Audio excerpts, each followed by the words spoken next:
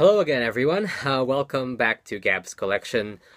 Today, I will be opening up a package that came all the way from the US. I waited about a month for this to arrive. So, you already checked the title of the video. I will be reviewing a set of dolls or plushies, figures, whatever you want to call them, of The Simpsons, the Simpson family, and they were released by Burger King in 1990. Why would anyone play with any of you? Beats us, but Burger King's got them. The Simpsons for $3.49 each when you buy new mini muffins or any size fries. To give you The Simpsons for virtually peanuts, sometimes you gotta break the rules. Of course, in the early 90s, The Simpsons became this huge cultural phenomenon. Overnight, they really skyrocketed in fame. Now I grew up with The Simpsons, I really loved all the running jokes, and I guess that shaped who I am today and what I find funny. Oh no, I said steamed ham. Yeah, it's weird that I haven't really collected Simpsons merchandise. I guess this is my first serious foray into trying to collect Simpsons memorabilia. So, yeah, let's get it started. They are large, so they're larger than I thought, even though I did have the measurements. I just had the measurements in my head. I didn't actually think they would be this big, so take them out.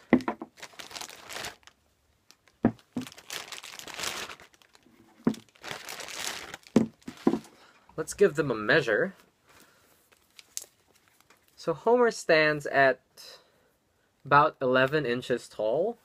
That's about 28 centimeters, just about. So he's quite big. So these were supposed to come with little cardboard cutouts of accessories. So Homer was supposed to come with a bowling ball bag, I believe. So this set doesn't come with those accessories, but I don't really mind because they were just cardboard anyway. But for those completists out there, you might want to find a set that includes those accessories, and those would have been tied onto their hands by elastic. So there's Homer. Now we have Marge Simpson. Now Marge is taller than Homer, as she should be because of her hair. So Marge stands at about 11 and a half inches? 11 and a bit. And she stands at about 28 and a half centimeters. Stand them side by side. They are close in height, but Marge is just that tiny bit taller because of the hair. And she would be taller also if her legs were a bit straighter, so this one's got a bit of a bend in her legs, but there we go. That's straight again. So she is taller than Homer, as she should be. And I think Marge was supposed to come with her purse, the cardboard cutout purse. Now here's Lisa. Now, the interesting thing about this is that the scale isn't exactly screen accurate, so Lisa wouldn't be this big standing next to Marge. Lisa would be about this small, so that's an interesting design choice they made. I wonder why they did that. But the kids are really big, and Maggie's even larger than she's supposed to be. So this is Lisa. She's got that pearl necklace and her signature dress. She was supposed to come with a saxophone. There's a bit of slop around that paint and the pearl necklace. I don't really mind that sort of stuff because it is a vintage figure. So if I'm buying brand new, I do mind if there's a bit of slop. But if it's vintage, that's just part of its charm. That's part of its history. So I don't do anything to that. Now here's Bart. Bart comes in an orange shirt, a faded orange color, and that's actually accurate. So people would think that Bart has a shirt that's just as red as it is, but he actually wears something around this color. Of course, this is more faded than what the original color was supposed to be. Bart stands at about 21 centimeters, about 8 inches, 8.5 inches. And Lisa is 7.5 inches. That's about 20 centimeters. So there is a height difference. Now this Bart has some marks on his face. A few red marks over there from a pen, looks like, and a few black marks around here. So that's obviously not the original state of this figure. Somebody's obviously played with this. So I might try to remove that just because that's not how it was intended to be, but a little bit of paint slop I don't mind. It's just those marks from play that I might try to get rid of, but if I can't get rid of it, that's fine too. That's part of the history of a figure, which I keep saying over and over. Now, this is Maggie Simpson, so she comes with her pacifier or dummy. I don't know, there are many different words for this, but it does not come out, which is fine because she barely takes it out anyway in the show, and she has feet under this, which is a nice detail because they didn't actually have to do that, but she has a couple of feet here, and she is big, so if you stand her beside Marge, she's very tall, so she's only supposed to be about this big, but they made her this big, so I guess that was to give people something substantial at least, so that they wouldn't think that they're being cheated maybe if they get the smaller figure. I'm not sure. That's just a theory, but maybe that's why they made them this big, so their heads are about the same size, maybe.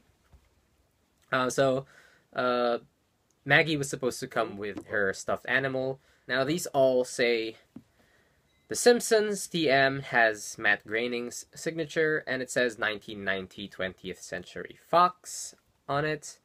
All new materials, contents polyester, made in China, wipe with damp cloth. So if you want to clean it, wipe it with a damp cloth, don't submerge it in water is what they're saying.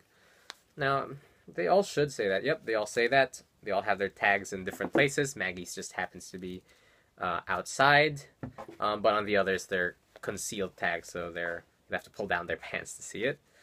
Homer's is on his shirt. In terms of condition, I'd say these are in fair condition, so I actually don't really have high standards for conditions of figures and collectibles, so I really take anything, even if it's beat up. That's just more of my problem, really.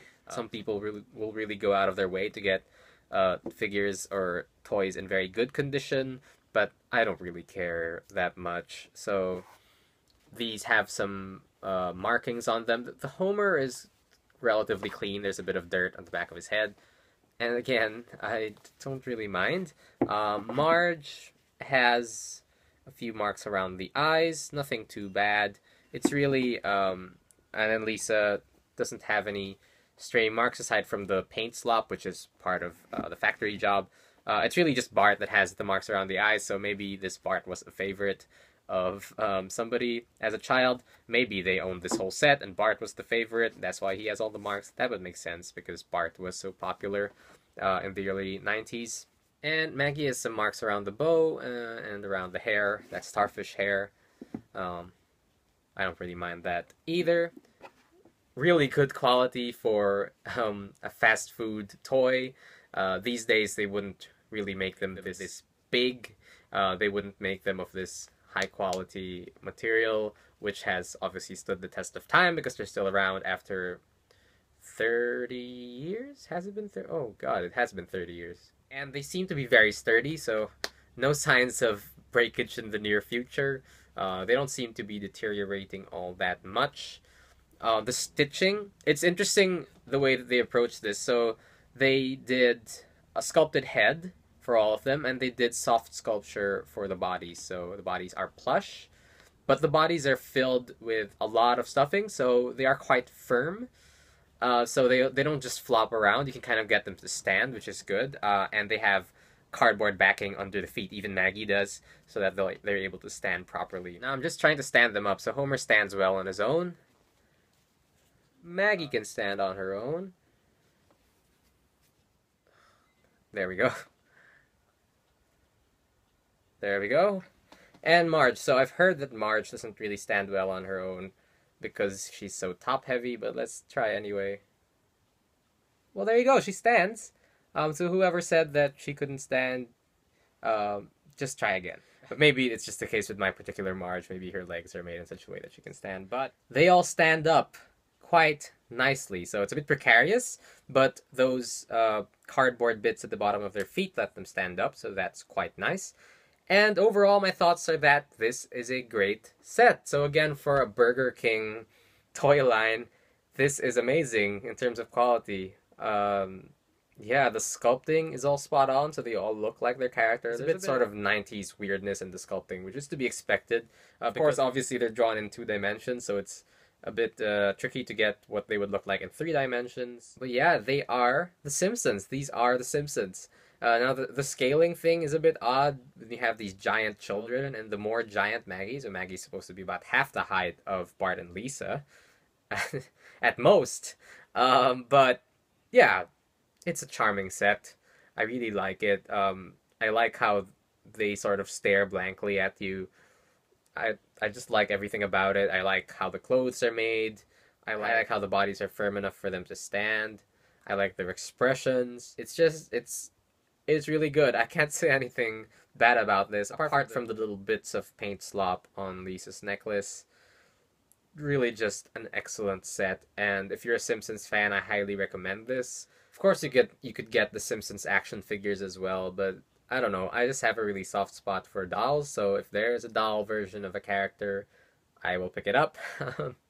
And I like the plastic heads as well. So there are a lot of new Simpsons plush toys, but I really like these hard heads because they feel so classic. They feel so 90s in a way. Initially, before I bought these dolls, I went online to look for a pull string talking Bart. So I found that interesting because it was still an old pull string mechanism with no battery, so it was that old style, and a lot of them were still working after all these years, but they were kind of expensive. I thought it would be better value to buy a whole family, and I might still pick up a talking Bart in the near future before they all start breaking from age, because as you know, those pull string mechanisms will start to break down because of the deterioration in the mechanism. So the elastic will often break. That's usually what breaks anyway, the elastic. And that's the case with a lot of the 1960s Chatty Cathy dolls, which I have a couple of, and they're both not working. And I tried so hard to fix one of them. It kind of worked for a bit, then it just stopped working again. So yeah, I might pick up that pull string Bart while a lot of them are still working. It's a shame that they didn't make the whole family in that pull string style, because I would have liked that, but apparently Bart was so popular they just focused on him in the early 90s. I wasn't around in the early 90s, so I can't confirm. But yeah, apparently Bart was a huge hit, specifically more than Homer, which is surprising to me because I always thought Homer was the star of the show. I might consider printing out the accessories on a glossy cardboard. I don't know if my printer can handle that, or I might have to go to a special printing place. But yeah, that should be easy because they were just cardboard pictures anyway. I can even make actual solid versions of these, actual 3D versions of those accessories if I wanted to. And I might when I get into a very Simpson-y mood. Yeah. Not much to say about these at all. They don't have any action features or anything. They're just cool collectibles. And if you're a Simpsons fan, definitely pick these up. As a toy collector, I try to collect things that are historically significant, culturally significant, and Simpsons are definitely a huge part of pop culture as we know it today. If you grew up outside a Western country or outside the US, The Simpsons would have been sort of your entry into understanding what life in America is like, although, of course, it's a very exaggerated version of it, but, you know, you got these sort of ideas, these ideologies, these practices that they had in America that we didn't have in other countries. And that was really interesting for me as a young Filipino kid. But, yeah. I love The Simpsons. I always have, and I always will. Okay, thank you all.